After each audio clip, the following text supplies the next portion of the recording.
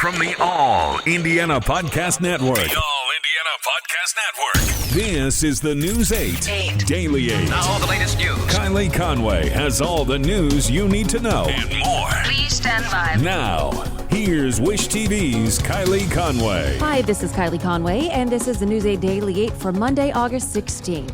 Partly to mostly cloudy skies today with some scattered showers if you're lucky, because we all could really use some rain.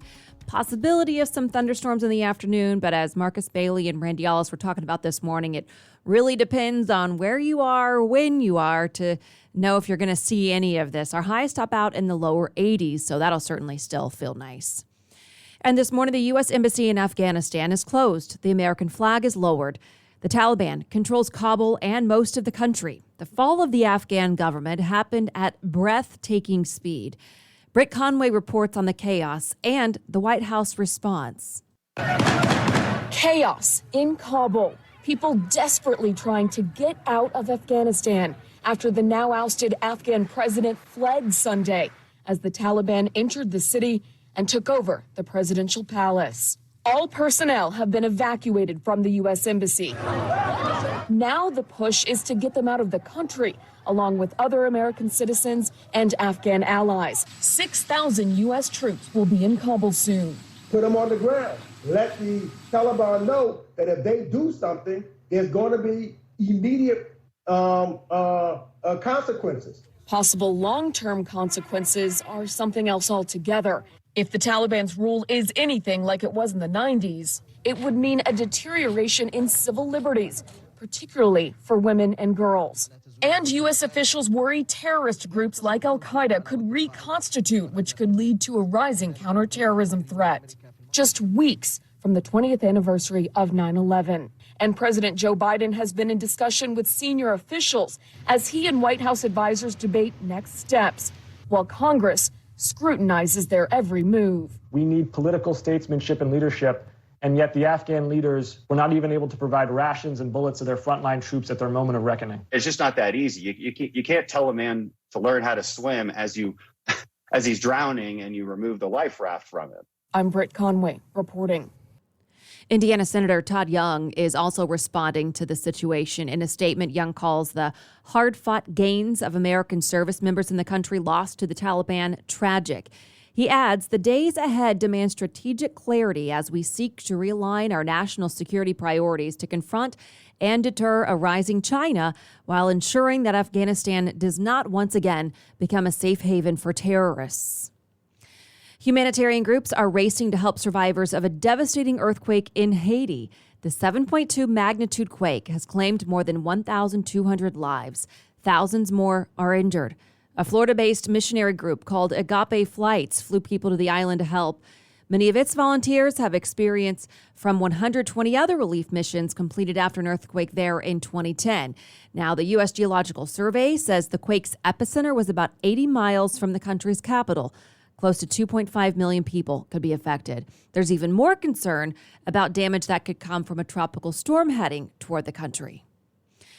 And students in 4 of Central Indiana's largest school districts returned to class with masks on. Noblesville, Hamilton Southeastern, Lawrence, and Carmel Clay schools are making the change. All students and staff, regardless of vaccination status, must wear them on buses and in school buildings. The districts all started the year with recommendations rather than requirements and are making the change as case numbers rise. The numbers are setting a trend nationwide as kids head back into classrooms. According to the state health department, in the first week of August alone, there were 309 new COVID-19 cases among students in Indiana schools. We don't have last week's numbers yet, but the daily counts are trending up this month compared to late July. Wish TV's medical expert and former U.S. Surgeon General Dr. Jerome Adams tweeted, I'm an anesthesiologist and a dad, and I can assure you in both capacities that your child will be far more comfortable if they're in a face mask than on a ventilator. If you're making a choice on behalf of a child, please choose based on their comfort versus yours. The decision for school districts to mask up or not comes as the National Institutes of Health predicts the United States could soon see more than 200,000 new cases of COVID-19 every day as the Delta variant spreads at a rapid pace. The CDC also says the rate of new hospitalizations among people in their 30s increased by nearly 300% over the past month. Plus, new COVID-19 hospital admissions for that age group is the highest since the pandemic began. Doctors say controlling the virus in schools is key. And it's very tough when you've got that kind of aggressive pathogen without using every single tool that you have at our disposal. And I'm worried now that the schools are opening in this setting, and it's going to be really tough to keep transmission down. We're already seeing schools open up and then shutter and close. If our goal is to get our kids through the school semester, the reality is every single person who walks into a school has to be masked. As of Sunday, the CDC says just over 50% of the U.S. population is fully vaccinated. Of course, children 12 and under still can't get the vaccine. The older population may need to prepare for an additional shot of the vaccine. That's word from Dr. Anthony Fauci. He spoke on CBS's Face the Nation about the possibility of booster shots for seniors. So if it turns out, as the data come in, we see we do need to give an additional dose to people in nursing homes, actually, or people who are elderly, we will be absolutely prepared to do that very quickly. As of right now, no official decision on a third dose has been made for older Americans. As we reported, the FDA has authorized additional doses for people who are immunocompromised. And a 17-year-old is in custody for a shooting that critically injured a 15-year-old girl in Indianapolis. IMPD says the shooting happened on the east side of Indianapolis last month. Investigators say the victim was a girl sitting on her porch when she was shot. At the time, she was taken to the hospital in critical condition. She is one of several teenagers or children wounded in the shootings in the city in recent weeks. And this morning, people are calling for change in Indianapolis as gun violence does involve a growing number of young victims. A shooting Saturday night left a child injured, the seventh child shot in the city in 15 days. News 8's Demi Johnson spoke with people living near the crime. Crying can be heard at a crime scene at 28th and Wheeler Streets. It's another shooting that has impacted a child's life. Police say a man and woman were found shot. The man died. They say they also found a 12-year-old boy who was shot nearby. I'm tired because I am a black mother of black children who raised them, and I don't want them to just be going somewhere and in the highlight of their life get killed. Elizabeth Gilmore is afraid. The Indianapolis native says she's never seen so many young people involved in shootings, whether they're the victims or the ones causing the crime. We live in a world where it's so much social media, and they look at things and they think of things is cool and they think all this is okay, and it's not okay because life has been put to the minimum, and you cannot achieve everything you see on social media if you're dead. Now Gilmore is pleading with city leaders to make more investments in communities, an area Mayor Joe Hogsett has put a heavy focus on in his latest budget proposal. I asked for this city, y'all so quick to run to and do this and do that. Put things in place for our kids to do. This money that comes in, these funds and all this stuff, give them somewhere to go. Put money into these schools. It's an argument Reverend Charles Harrison of the Indy 10-Point Coalition has been behind for several years. Both tamping down the level of bloodshed that we're seeing, but also addressing root causes and finding better alternatives for these kids than to settle their beefs with violence. And until we change our strategy in the city and how we're distributing these resources, these numbers are going to continue to go up. Because those things take time, Gilmore says she hopes in the meantime her community makes some changes on its own. It's time we stop playing. It's time we stop lying. It's time we start owning up to the truth. Because until we do that, we will not go anywhere. In Indianapolis, I'm Demi Johnson for Wish TV, wishtv.com, and follow us on Facebook. And today, a ceremonial signing of Indiana's new police reform bill. The measure calls for several changes, including mandatory de-escalation training in all law enforcement agencies for incoming recruits, current officers, and command staff. It's already law. Governor Holcomb's officials signed it in April. At today's event, his office says he'll talk about the changes and sign it again. It's at 1 this afternoon at the Indiana Law Enforcement Academy in Plainfield. And the future of policing is prompting intense conversation in Indianapolis. In case you missed it, Indianapolis Mayor Joe Hogsett is trying to build support for his new crime plan. This weekend, in All Indiana Politics, Hogsett explained his new embrace of some old programs that showed signs of success in years past when homicide numbers were lower. Hogsett says investing more money in community-based initiatives can help bring the current soaring numbers back down. A lot of what our budget is suggesting is let's recapture the successful aspects of those programs and scale them to levels never seen before. The City County Council has until mid-October to consider Hogsett's overall budget and the public safety spending it contains. Parts of Utah are empty of people as wildfires force evacuations. Officials near Salt Lake City report more than 6,000 homes and businesses are empty. It's called the Parley's Canyon Fire. Parley's Canyon is the main stretch of I-80 between Salt Lake City and Park City. Highly trafficked, lots of commuters there.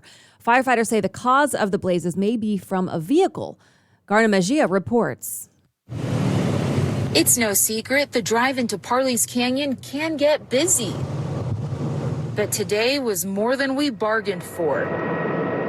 With flames raging and air assault covered the skyline red. So to be honest, this is kind of becoming the new normal.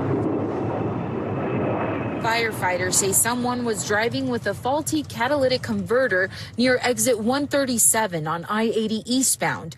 They sparked 4 different fires. Two, I think, immediately merged, and so we were planning on 2 different incidences.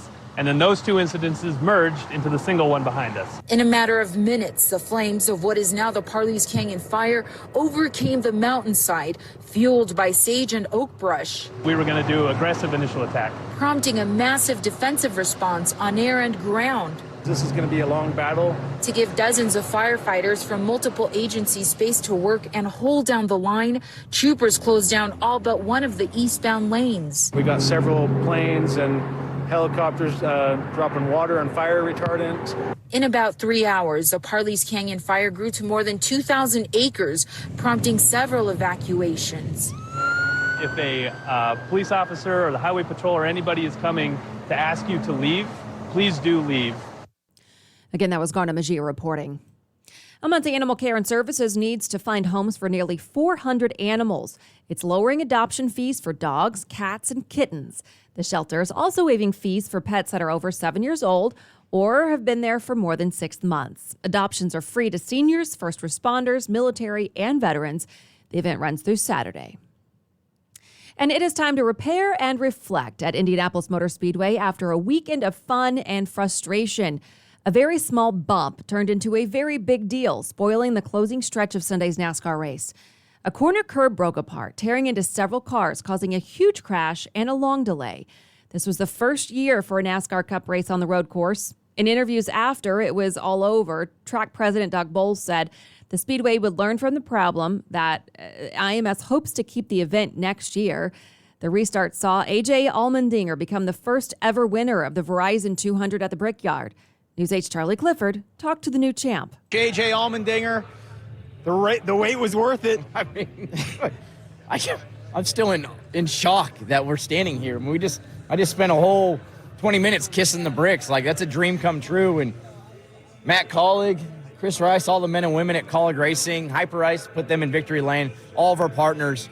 I mean, the only thing I wish that was a little bit better was that my wife and my parents were here. Like, I can't believe this. So I'm just, I mean, this is Indy. Like, this is the Brickyard.